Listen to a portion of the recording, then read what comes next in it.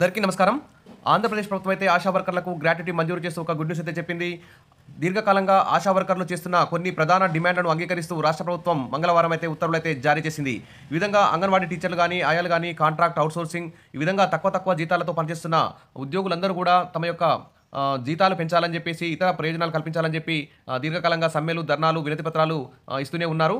మరి వీరందరిలో ముఖ్యంగా ఇప్పుడు ఆశా వర్కర్లకైతే ఏపీ ప్రభుత్వం గుడ్ న్యూస్ అయితే చెప్పింది. దాదాపు 645 కోట్ల మేర భారంతో ఈ గ్రాట్యుటీ, ఇతర ప్రయోజనాలు కల్పిస్తూ ఉత్తర్వులైతే జారీ చేసింది. 6 నెలల పాటు ప్రసూతి సెలవులు కూడా అంటే జీతం ఇస్తూ ప్రసూతి సెలవులు కూడా మంజూరు చేసింది. ఇక పదవీ విరమణ వయస్సును 62 ఏళ్లకు పెంచింది. ఈ మంగళవారం రోజు ఈ ఉత్తర్వులైతే జారీ చేసింది. ఇక్కడ చూస్తే ఆశా కార్యకర్తల ఆశలు నెరవేరాయి.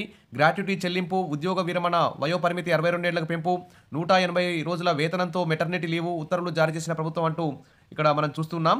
అంటే 180 రోజులు వారు డెలివరీ అయినప్పుడు 180 రోజుల వరకు జీతం ఇస్తారు. సెలవులో ఉండే అవకాశం అయితే ఉంది. ఇక ఉద్యోగ విరమణ వయోపరిమితిని కూడా 62 ఏళ్లకు పెంచారు. గరిష్టంగా 1,50,000 వరకు గ్రాట్యుటీ చెల్లిస్తారు. అంటే ఒక ఆశా కార్యకర్త 10 ఏళ్ళు ఆశా కార్యకర్తగా పనిచేస్తే సంవత్సరానికి 5,000 చొప్పున ఆమెకు 50,000 రూపాయల గ్రాట్యుటీ వస్తుంది. రిటైర్మెంట్ 62 ఏళ్ల తర్వాత రిటైర్మెంట్ అయిన తర్వాత.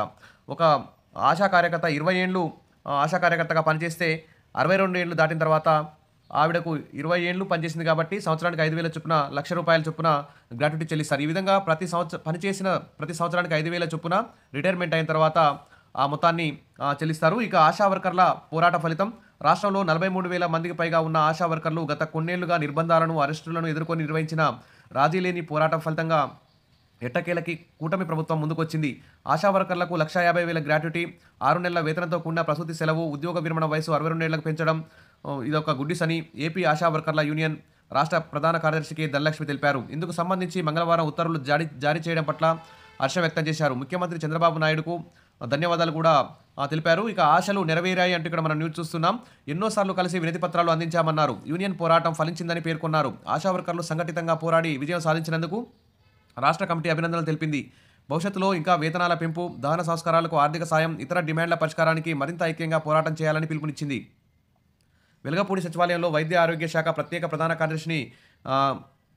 కార్యదర్శి ధనలక్ష్మి కలిసి ఇక్కడ కృతజ్ఞతలు కూడా తెలిపారు. ఇక్కడ గ్రాట్యుటీ అందిస్తున్న తొలి రాష్ట్రంగా ఆంధ్రప్రదేశ్ నిలిచిందని ప్రభుత్వం అయితే ప్రకటించింది. ఇంకా ఇతర డిమాండ్ల కోసం ఐక్యంగా పోరాటం చేయాలని సంఘ నాయకులు అయితే పిలిపించారు.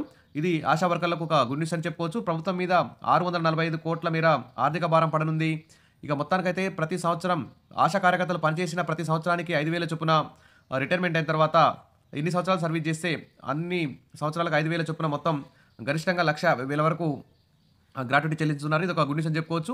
ఇది ఇంకా అంగన్వాడీ టీచర్లు, ఆయాలకు సంబంధించి కూడా ఒక గుడ్ న్యూస్ త్వరలో వస్తుందని చెప్పి అందరూ కూడా ఎదురు చూస్తున్నారు. ఇంకా కనీస వేతనాలు అమలు చేయడం, ఇంకా కాంట్రాక్ట్ అవుట్‌సోర్సింగ్ ఉద్యోగులు ఉన్నారు, వీరికి కూడా కనీస వేతనాలు అమలు చేసి వారికి ఉద్యోగ భద్రత కల్పించాలి. ఆశా వర్కర్లకు కూడా అన్ని ఆర్థిక ప్రయోజనాలు కల్పించాలని చెప్పేసి కార్మిక సంఘాలు అయితే డిమాండ్ చేస్తున్నాయి. ప్రభుత్వం ఆ దిశగా చర్యలు తీసుకోవాలి. Wish all the best. మరిన్ని అప్డేట్స్ కోసం మన ఛానల్ని సబ్స్క్రైబ్ చేసుకోండి. వీడియోస్ అయితే లైక్ చేస్తూ ఉండండి. Thank you.